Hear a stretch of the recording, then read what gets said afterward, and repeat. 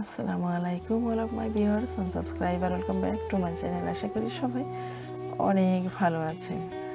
আজকের ওয়েদারটা খুবই সুন্দর, রোদেলা, চারিদিকে একটি সবুজের সমারোহ।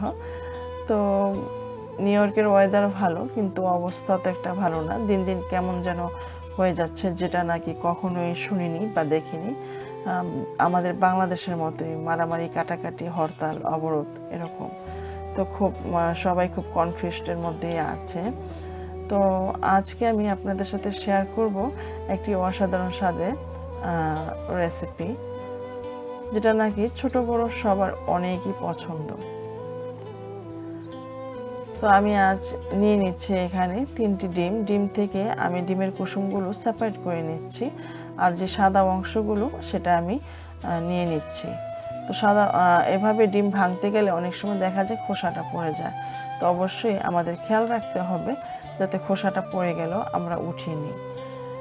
তো আমি হ্যান্ড বিটার দিয়ে বিট করে নিচ্ছি ডিমের পানিগুলো, যাতে ফোম হয়ে যায়। ফোমের আকৃতি আসার সাথে সাথে আমি এই গিফটগুলো অ্যাড করে দিব। আর তার আগে বলে নিচ্ছি, আসলে অনেকে বলে আপু তুমি কেন বলো না যে সাবস্ক্রাইবের কথা।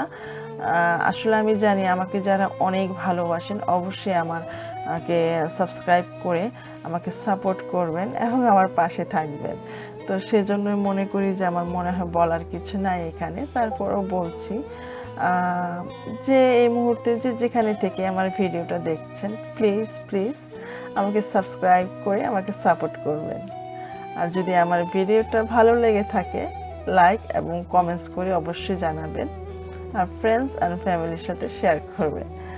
তো এখানে আমি এগও অ্যাড করে দিচ্ছি, যেটা ডিমের কুসুমটা আমি অ্যাড করে আবারও বিট করে নিচ্ছি প্রপারলি, যাতে মিক্স হয়ে যায় সম্পূর্ণ ফোমটার সাথে। খুব অল্প সময়ে 2 মিনিটের মধ্যেই আমার ফোমটা হয়ে গিয়েছে। তো এখন আমি ধীরে ধীরে যে উপকরণগুলো অ্যাড করব সেটা হলো পাউডার সুগার। যে কাপটা আমি ইউজ করছি সেই কাপ দিয়ে কিন্তু এটা আমি অন্যান্য উপকরণগুলো শেয়ার করব সেম পরিমাণ। তো পাউডার সুগার আমি অ্যাড করে মিক্স করে নিচ্ছি প্রপারলি, যেন কোথাও সুগারের দানা না থাকে। সুগারের দানা যেখানেই থাকবে কেকটা কিন্তু ওইখানেই কাঁচা থাকবে। আমরা আজকে শেয়ার করছি মালাই কেক, অসাধারণ স্বাদের। মালাই মানে কথাটা শুনলেই কিন্তু মনে হয় যে একটি সুস্বাদু অন্যরকম একটি খাবার, তাই না? তো আমার বিট করা হয়ে গেছে। এখন আমি অ্যাড করব ভ্যানিলা এসেন্স। ভ্যানিলা এসেন্স অনেকেই পছন্দ করেন, আমি অত একটা পছন্দ করি না, তাই 1 টিস্পুন দিয়েছি। আপনাদের যদি যার বেশি ভালো লাগে তারা আরেকটু বেশি দিতে পারেন। 2 টেবিল স্পুনও এই পরিমাপের কেক বানাতে গেলে আপনারা অ্যাড করতে পারেন। আমি হালকা একটু বিট করে নিয়ে এখন আমি সুগারের যেটা দিয়ে দিয়েছি সেম কাপ দিয়ে আমি 1 কাপ ময়দা নিয়ে নিয়েছি। তো ময়দাটা আমি একটু চেলে নেব, স্টেনোতে নিয়েছি। আর এটার সাথে আমি অ্যাড করব baking powder 1/2 teaspoon, baking soda 1/2 teaspoon. তো দুটো একসাথে আমি ফোমটার মধ্যে চেলে দিয়ে দিচ্ছি, আর আমি পুরোটা একসাথে দেব না, হালকা হালকা দিয়ে আমি মিক্স করে নেব জেন্টলি, খুব সফটলি এটা অ্যাড করতে হবে। হালকা হালকা দিয়ে বারবারই আমি অল্প অল্প করে দিয়ে কিন্তু অ্যাড করে নিচ্ছি, যাতে ফোমটা পড়ে না যায়। আর যদি সব একসাথে আমরা দিয়ে দিই তাহলে কিন্তু দোতে পরিণত হবে। আর অবশ্যই খেয়াল রাখতে হবে যে ময়দাটা আমি অ্যাড করছি এটা কিন্তু হাত প্যাচলর দিয়ে হাতে মিক্স করতে হবে, কখনই মেশিং দিয়ে বা হ্যান্ড বিটার দিয়ে, হ্যান্ড হুইস্পার দিয়ে করা যাবে না। তো খুব ধীরে ধীরে অ্যাড করতে হবে যেন সম্পূর্ণ ফোমটার মধ্যে মিক্স হয়ে যায় এবং নিচে কোনো ময়দার দলা বেঁধে না থাকে। অনেক সময় দলা বেঁধে থাকে। আর পিঠা, কেক এগুলো তৈরি করতে গেলে একদম মেসি হয়ে যায়, চারিদিক ময়দা, পাউডার এগুলি পড়ে। সবারই হয়তো এরকম হয়, তাই না? তো যাই হোক, আমি খুব সুন্দর করে মিক্স করে নিয়েছি স্লোলি। আর কনসিস্টেন্সিটা দেখতেই পাচ্ছেন কীরকম হয়েছে। আর এখানে আমি একটি ওভেন প্রুফ কেকের কন্টেনার নিয়ে নিয়েছি। আর আমি কিন্তু ওভেনে তৈরি করব না, খুব ইজি ওয়েতে যেভাবে আপনারা সবাই ঘরে তৈরি করতে পারেন সেভাবেই আপনাদের আমি তৈরি করে দেখাবো। এখানে আমি আপনারা বাটারও দিতে পারেন, আমি একটু সুন্দর ফ্লেভারের জন্য ঘি ব্রাশ করে দিয়ে দিয়েছি। আর এখন সেই মিশ্রণটা আমি কেকের মোড়কে ঢেলে দিচ্ছি।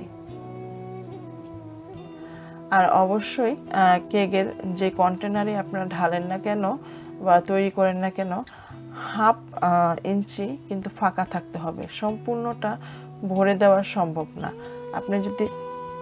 আমরা যদি সম্পূর্ণ ভরে দেই টুকু টুকু করে, তাহলে কিন্তু যখন ফ্লপি হবে ফুলবে কেকটা, তখন পড়ে যাওয়ার সম্ভাবনা আছে। তো আর এখন আমি ফ্রেশ একটি টুথপিক নিয়েছি, এই টুথপিক দিয়ে ভিতরে একটু নাড়াচাড়া করে দিব, যদি কোনো বাবেল থাকে তাহলে ভেঙে যাবে, বাবেলটা বল হয়ে থাকবে না। তো যাই হোক, এখন আমি চুলাতে আগেই একটি প্যান বসিয়ে দিয়েছি, যে প্যানটা নাকি আনইউজড, আমি ইউজড আর করি না রান্নার ক্ষেত্রে। তো একটা স্ট্যান্ডও দিয়ে দিয়েছি, স্ট্যান্ডের মধ্যে বসিয়ে দিলাম কেকের কন্টেনারটা, আর এখন ঢেকে দিব।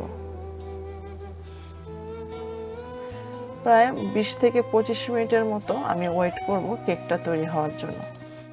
আর মিডল পর্যায়ে আমি প্যানে একটু পানি দিয়ে দিয়েছি, যাতে সে পানির বাষ্পটা কেককে আরও সফট করে। তো এখানে কেকটা আমার হয়ে গেছে। এখানে আমি প্রায় 1 লিটার দুধ জ্বালিয়ে নিয়েছি, বয়েল করতে করতে হাফ লিটার করে ফেলেছি। তো এটার সাথে 2 টিস্পুন পাউডার মিল্ক দিয়ে দিয়েছি আমি, আর হাফ কাপ কনডেন্সড মিল্ক দিয়ে ভালো করে মালাই করে নিয়েছি। খুব অল্প সময় মালাইটা হয়ে গিয়েছে। এখানে কেকের উপরে সেই মালাইটা আমি ঢেলে দিচ্ছি। খুব সুন্দর একটি ফ্লেভার বের হচ্ছে।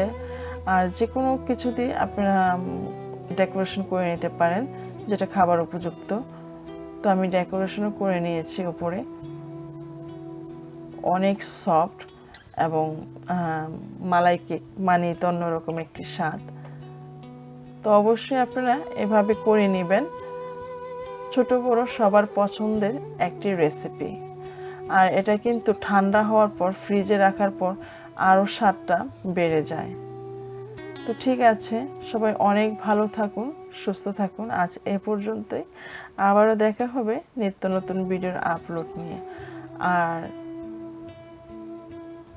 আল্লাহ হাফেজ।